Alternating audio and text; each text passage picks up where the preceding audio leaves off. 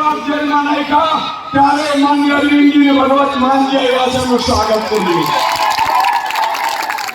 મિત્રો, ભાજપના ઘણા બટુડિયા નેતાઓ આદિવાસી સમાજના હશે, પણ એ આદિવાસી સમાજના નથી બની રહ્યા. એ ભાજપના દલાલ બની રહ્યા છે. અને ભાજપના કોઈ મુખ્યમંત્રી આવ્યો અહીંયા એના નેતા માટે જોરથી બોલો આવ્યો? બીજા કોઈ પાર્ટીના નેતા આવ્યા? મિત્રો, માનનીય અરવિંદ કેજરીવાલજી એટલી બધી આદિવાસી સમાજની ચિંતા છે. વારંવાર અરવિંદજી એવું કહેતા હોય છે કે જલ્દી સરકાર 27માં સમાજ બનાવે અને સમાજને પૈસા એક લાગુ કરીને સમાજના ચરણોમાં ધરી દેવાના. અનુસૂચિત 5 તમે વિચાર કરો, આ લોકો ભાજપ વાળાને તો ખબર જ નથી આદિવાસીઓ શું છે. મને ભાજપનો નેતા એવું કહેતા હતા કે આ સભાઓ કરીને તમે શું કરવા માંગો છો? મેં કીધું તમને ખબર નથી. આદિવાસી સમાજ, આદિવાસીનો અર્થ શું થાય? આદિવાસી એટલે કે મૂળ નિવાસી. બરાબર છે? મૂળ નિવાસી. અને મૂળ નિવાસી હોય આ ધરતીના માલિક છે. જળ, જંગલ અને જમીન મારા આદિવાસી સમાજની છે. અને એની લડાઈ માટે આપણે નીકળ્યા છીએ. આજે નહીં તો કાલે હું તમને અહીંથી મંચની જગ્યાએથી ખાતરી આપું છું કે તમારી જમીનના દાખલા કે કઈ ગજાવા કાગળિયાની જરૂર નથી. 27માં સરકાર બનતાની સાથે તમારી જમીન તમે સુપ્રત કરી દેવામાં આ માટે લડવા નીકળ્યા છે. મિત્રો, અમે સામાન્ય પરિવારના છીએ. ચેતરભાઈ જારત તો ભાજપ વાળાએ અમને હમણાં દયારામભાઈ કહેતા 2,000 કરોડે પહોંચ્યું મનરેગાનું કૌભાંડ. સાચું કે નહીં? મિત્રો, મનરેગા યોજના તમારા ઉત્થાન માટે હોય છે, તમને રોજગારી મળી રહે માટે હોય છે. ભાજપના નેતાઓને એવું હતું કે આદિવાસી સમાજની કોઈની ખબર નથી પડતી, એ તો અભંગ છે, આપણે એના રૂપિયા ખાઈ જઈએ. અને ચેતરભાઈને પણ કોશિશ કરી, પણ તમે વિચાર કરો, તમારો હીરો એવું કીધું કે જેલ જવાનો પસંદ છે પણ આદિવાસીનો નયો પૈસો ખાવા નહીં દઉં. તમને આવા જ્યારે લીડરો મળે મિત્રો, તમે ભાગ્યશાળી છો. હું જોઈ રહ્યો છું આદિવાસી સમાજ અંબાજીથી ઉમરગામ સુધી એક જ વાત કરે છે, આમ આદમી પાર્ટી, આમ આદમી પાર્ટી, ઝાડુ ઝાડુ ઝાડુ, ચેતર વસાવા, ચેતર વસાવા. આ કરે છે નથી કરતા? અને તમને વિશ્વાસ છે ને 30 વર્ષ કોંગ્રેસે આદિવાસી સમાજનું ભલું નથી કર્યું, 30 વર્ષ ભાજપને થયા, એમણે પણ ન કર્યું. પણ મિત્રો, એકવાર અરવિંદ કેજરીવાલજી અને ચેતરભાઈ વસાવા ઉપર વિશ્વાસ કરજો. 70 વર્ષમાં નથી થયું એવું આદિવાસી સમાજનું ભલું 2027માં થવા જોઈએ. એના માટે મારે એક આપની વિનંતી કરવી છે. બોલો 500. મિત્રો, ભાજપની પાસે અત્યારે પોલીસની તાકાત છે. ભાજપ અત્યારે ડરાવવાની કોશિશ કરે છે. આપણે જેલથી ડરવાના છીએ, જેલથી ડરવાના છીએ. એને ખબર નથી આ તો તીરકામઠા ઘરે રાખી દીધા. બાકી ભાજપ પરના ગલતિયાને ખબર ન હોય કે તીરકામઠો ક્યાંથી આવ્યો. એક વાત મારે આપની પાસે મિત્રો વચન માંગવું છે કે આગામી સમયમાં તાલુકા જિલ્લા પંચાયતમાં સીટોમાં ચૂંટણીઓ આવી રહી છે. તમે મને વચન આપો કે ભાજપ પરાને ઘરમાં નહીં ઘૂસવાનો. પાકો અને તમારે પોતાને ચેતરભાઈનો બદલો લેવાનો હોય તો ભાજપની તાલુકા જિલ્લા પંચાયતમાં ડિપોઝિટ જપ્ત કરાવવાની થાય છે. બોલો કરશો? હાથ ઊંચો કરીને ઘરે નારો લગાવીશું. બોલો કરશો? ભારત માતા કી ઇન્કલાબ. ખૂબ ખૂબ આભાર. મિત્રો, કેટલા બી પડદા લાગેલા છે, પાછળ બહુ બધી સંખ્યા છે આપણા લોકોના સમર્થનોની. તો પડદા તોડવાવાળા મંડપ વાળા નહીં આવે, પણ આપણે જાતે થોડા પડદા ઉપર કરી દેજો, મંડપ પૂજા કરી દેજો. હવે આપણી વચ્ચે ચેતર વસાવા તો મિત્રો જેલમાં છે, પણ એમના ધર્મપત્ની વર્ષાબેન શકુંતલાબેન આપણી વચ્ચે ઉપસ્થિત છે.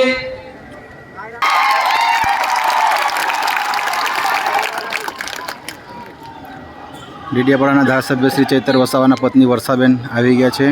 તો મિત્રો આપણે સાંભળીશું.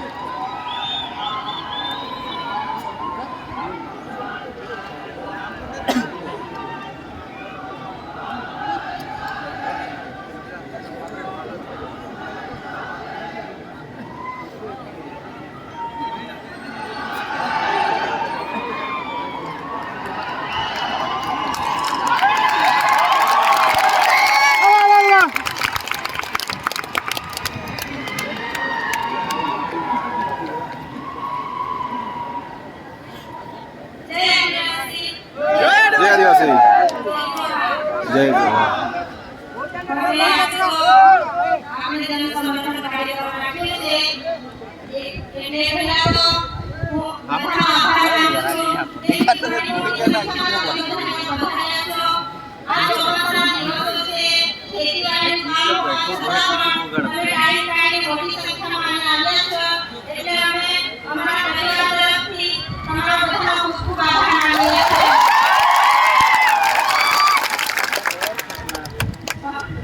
હવે આજનો ખાસ મેસેજ છે કે ગઈકાલે જ્યારે અમે વડોદરા ગયા હતા અને જેલનો કાયદો હોય છે કે અઠવાડિયામાં એક વખત મુલાકાત કરવાનો હોય છે, પરંતુ મુલાકાત માટે નથી ગયા અને વિડીયો કોલથી વાત કરી છે.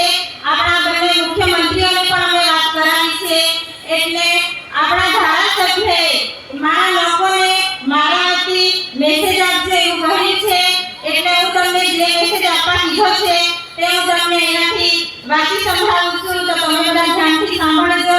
અને આપણા જે સમર્થનમાં સ્ટેજ પર બિરાજમાન મહાનુભાવો પણ પોતાનો ટાઈમ કાઢીને આવ્યા છે, એટલે એમનો પણ આપણે હૃદયપૂર્વક આભાર માનીએ છીએ. એટલે બધા આપણે તો મિત્રો વર્ષાબેન એમ કહી રહ્યા છે કે જે ચેતરભાઈએ જે એમને જે મેસેજ આપ્યો છે એમાં થોડી વારમાં એ કહેશે. આજની જન સમર્થન સભામાં ઉપસ્થિત આમ આદમી પાર્ટીના રાષ્ટ્રીય સંયોજક અરવિંદ કેજરીવાલ સાહેબ, ભગવંત માન સાહેબ, પ્રદેશના નેતાઓ ઈસુદાન ગઢવી સાહેબ, આપણા ધારાસભ્ય ગોપાલભાઈ ઇટાલિયા આપણી વચ્ચે હાજર છે. આપણા સમાજના લોકોને સંબોધન કરવા માટે ડેડિયાપાડામાં આવ્યા છે, તે બદલ એમનો આપણે આભાર વ્યક્ત કરીએ છીએ. મારી જનતાને મારો સંદેશ. હું વસાવા ચૈતરભાઈ, ધારાસભ્ય ડેડિયાપાડા. હું એક સરકારી નોકરી કરતો હતો, પરંતુ મારા લોકો સાથે ઘણા અન્યાયો થતા હતા. તે માટે લોકોને જાગૃત કરવા માટે મેં મારી સરકારી નોકરીમાંથી રાજીનામું આપીને જાહેર જીવનમાં આવ્યો છું.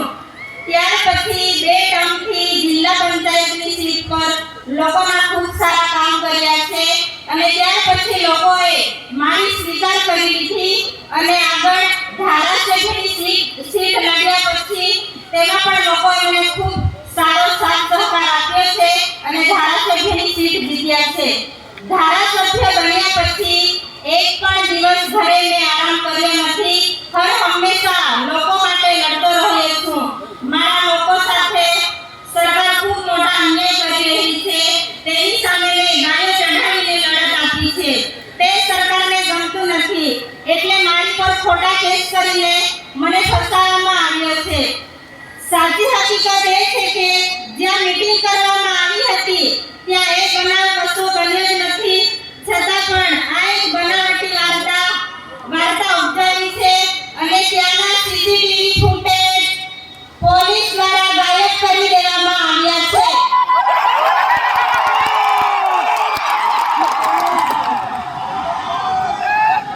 અને એફઆઈઆર લખાવવા માટે હું પોલીસ સ્ટેશનમાં જાઉં છું, ત્યાં મને 2 થી 3 કલાક બેસાડી રાખવામાં આવે છે.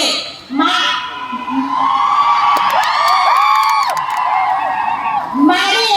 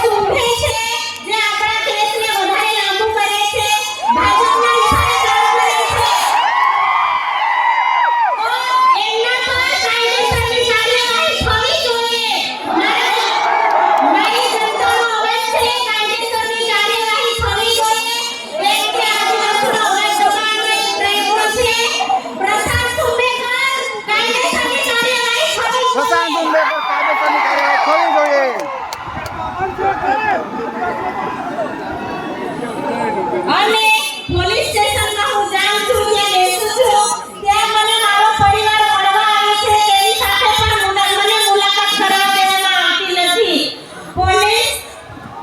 પોલીસ મારી કોઈ FIR કર્યા વગર ક્રાઇમ બ્રાન્ચના સ્ટાફ મને ધક્કા મારીને ગાડીમાં બેસાડે છે. એ ક્રાઇમ બ્રાન્ચના સ્ટાફ પર પણ કાર્યવાહી થવી જોઈએ. કેમ કે ધારાસભ્યનું અપમાન કર્યું છે. ક્રાઇમ બ્રાન્ચના સ્ટાફ પર કાર્યવાહી થવી જોઈએ. તમે કોના આધારથી આ કર્યું છે એ મારી જનતાને જવાબ આપો.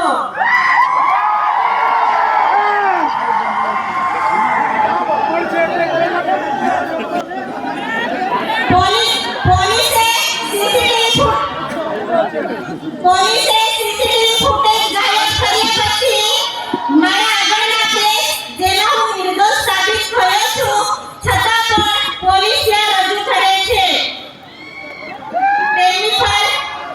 તેમની પર પણ કાર્યવાહી થવી જોઈએ. હું ધારાસભ્યમાં ચૂંટાયા પછી સડકથી સદન સુધીના સરકાર સામે અવાજ ઉઠાવ્યો છે. મારી જનતાની ચિંતા કરી એટલે હું મારી જનતાની ચિંતા કરું છું એટલે આ ભાજપ સરકારને ગમતું નથી અને ભાજપના બધા કૌભાંડો બહાર કાઢ્યા છે. હાલ તાજેતરમાં 2500 કરોડનું મનરેગાનું કૌભાંડ જે બચુ ખાબડના બંને દીકરાઓ કર્યું હતું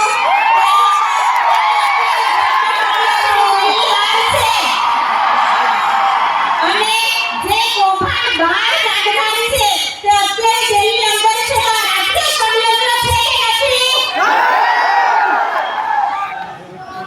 આ એક રાજકીય ષડયંત્ર છે અને આ એક આદિવાસી દીકરો અમારી સામે અવાજ ઉઠાવે છે અને લોકોને જાગૃત કરે છે. એ ભાજપના નેતાઓને ગમતું નથી એટલે ખોટી FIR કરી મને ફસાવવામાં આવ્યો છે. જો મને અને મારા પરિવારને કોઈ પણ થાય એની જવાબદારી પોલીસની રહેશે.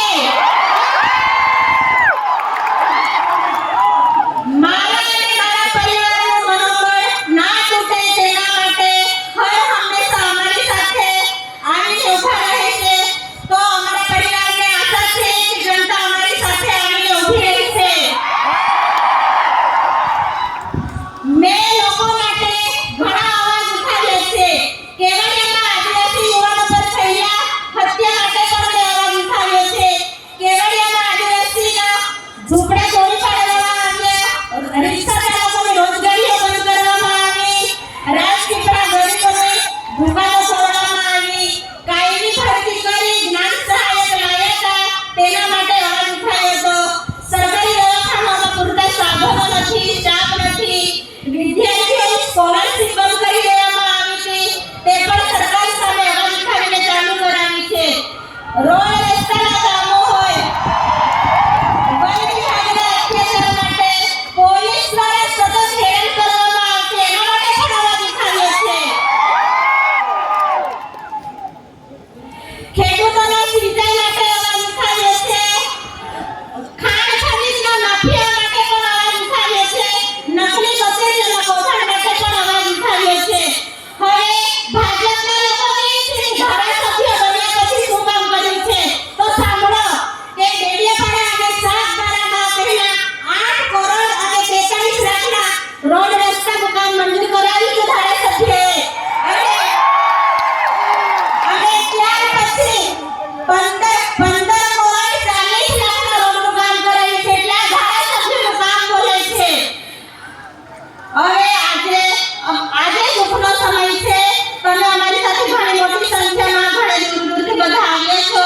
તમારા બધાનો આભાર માનીએ છીએ અને ધારાસભ્યએ બધાને યાદ આપી છે અને કહી છે કે જ્યારે મારા પરિવારને જનતાની જરૂર પડે તો તમે સુખ દુઃખમાં પણ અમારા પરિવાર સાથે આવીને ઊભા રહેજો.